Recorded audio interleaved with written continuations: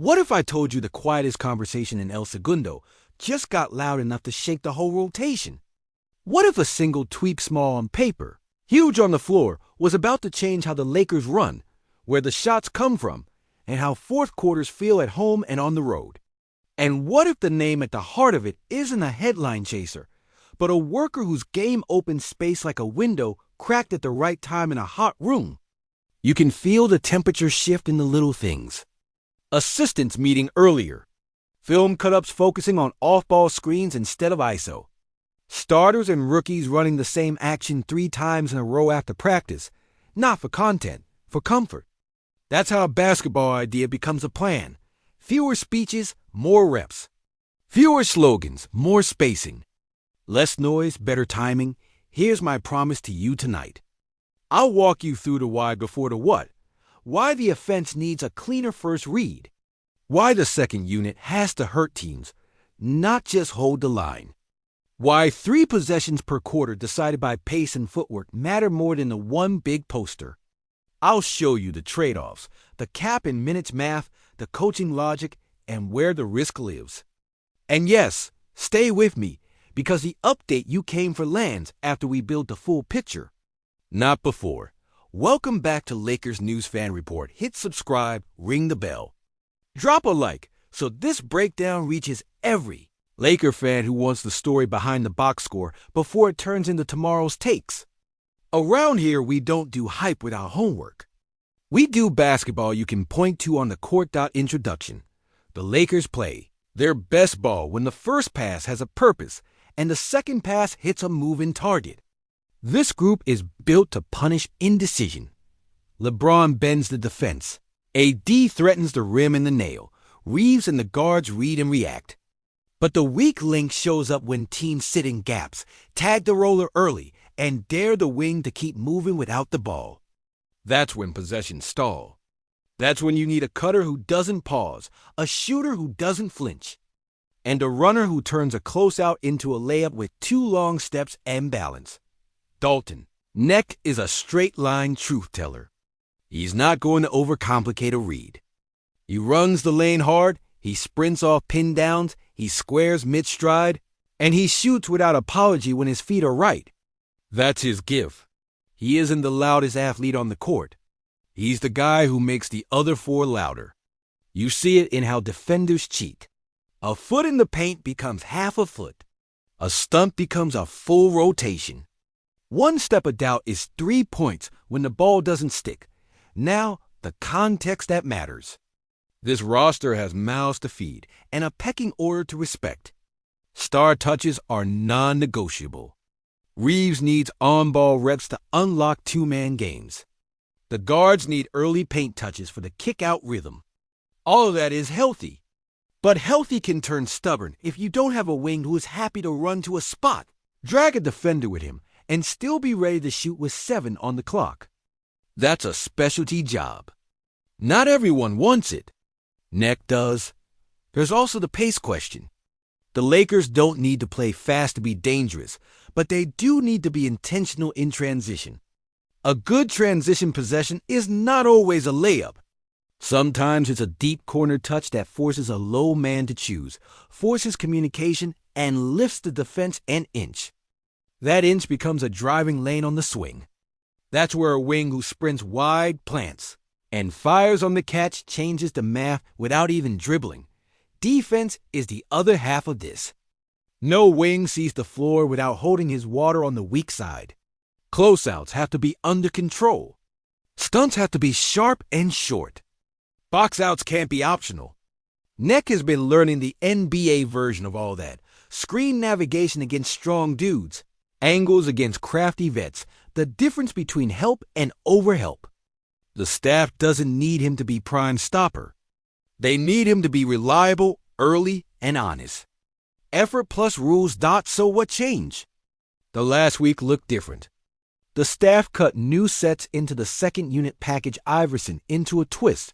Chicago action into a rescreen. Flat into Spain with the wing lifting late. Those aren't for show. They're for a specific body type. There's been more 2-ball shooting drills built around catch and fire and pivot to escape.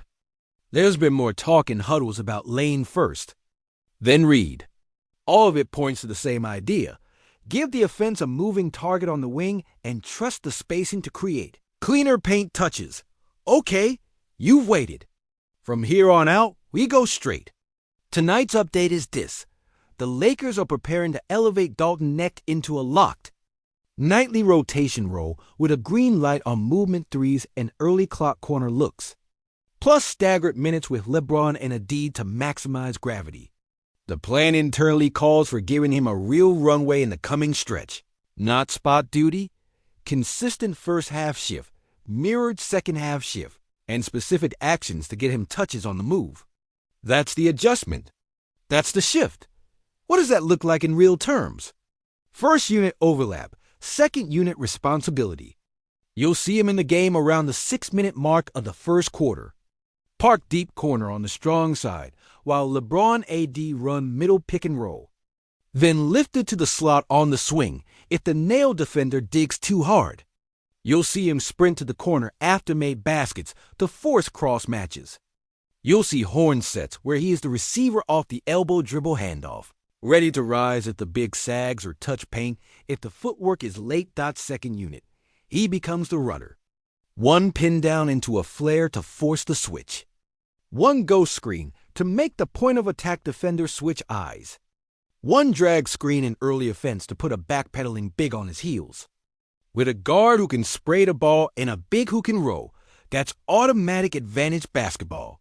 Next job is simple and wild at the same time.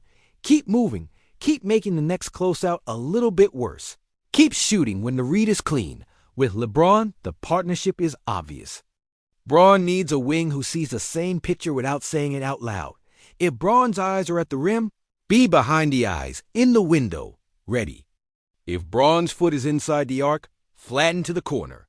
If the defender peeks, cut behind him. LeBron turns shooters into scorers by giving them time and angles. Knecht doesn't need more than that. He just needs permission. The update gives it to him. With Ad, it's about gravity pulling in two directions. Against drop, AD's short roll lives around the nail. If the weak side is honest, that elbow jumper is open. If the weak side cheats, the skip is open. Knecht's presence on that weak side forces real choices. If the corner man tags the roll late, Dalton is set. If the low man tags early, the slot pops. If the defense switches, AD seals, and the high-low arrives. That's geometry. Knecht isn't the feature. He's the line that completes the triangle. What about the other wings? This is where minutes get real. If Knecht holds up on the glass and meets the close-out rulebook short chop, hand high, body in the control, he earns those 18 to 22 minutes that define a rotation guy. That doesn't steal anyone's identity. It stabilizes the group. The truth about bench units. 2 made shots from a wing who doesn't hesitate turns a tense 3-minute stretch into a clean one. Coaches sleep better. Stars breathe easier. Risks are honest. Rookies get hunted. Teams will drag him into actions and make him prove it. He'll miss shots in loud arenas. He'll get bumped off routes by veteran hands. The only counter is repetition and a narrow job description. The staff can help by pairing him with a plus defender, by calling timeouts to reset when tempo tilts, by buying him confidence with one early touch every shift. He has to do the rest: run, read, rise, and finish plays. There's a business layer, too. A rookie-scale contract filling a real rotation hole is gold in a cap world that squeezes contenders. If Knecht owns the niche, the front office can spend flexibility on size, defense, and rim protection without losing shooting. That matters in March and it matters in June. Role clarity now saves you from deadline panic later. The next 10 games become a lab. Not an audition with panic, a lab with purpose. Then clipboards, not clickbait. What are we measuring? Does the offense get a cleaner first look with the second unit when the ball touches the corner in the first 5 seconds? Do we buy LeBron 2 extra easy possessions per half by spacing Knecht to the deep corner and forcing a longer stunt? Does a D see less traffic on short rolls because the weak side tagger is glued to a shooter who actually shoots on the catch? Do the guards get one more easy read per quarter, a simple hit ahead, a pocket pass, a kick to the slot because the defense is a half step late? We'll track runs, not just highlights. 8-2 bursts that swing quarters. 2-minute stretches where the offense flows without a star touch. End-of-clock bailouts that disappear because the first option arrived on time. None of these are poster moments, but these are the margins that win in April and travel in May. It's pace with purpose, spacing with teeth, and a staff that's clearly coaching for spring basketball. Not social clips. Zoom in on the knobs the coaches can turn. First half, a set package for Necht Iverson cut into a curl, Chicago action into a rescreen, drag an early offense run once each, so he sees the same reads against different coverages. Second half, mirror the shift, then add a look with LeBron at the elbow, AD in the dunker, and Dalton lifting from the corner to punish nail help. Baseline out of bounds? One quick hitter for the corner three the moment defenses relax. After timeouts, Spain pick and roll with Necht as the elevator release, not the screener, to get him a rhythm catch.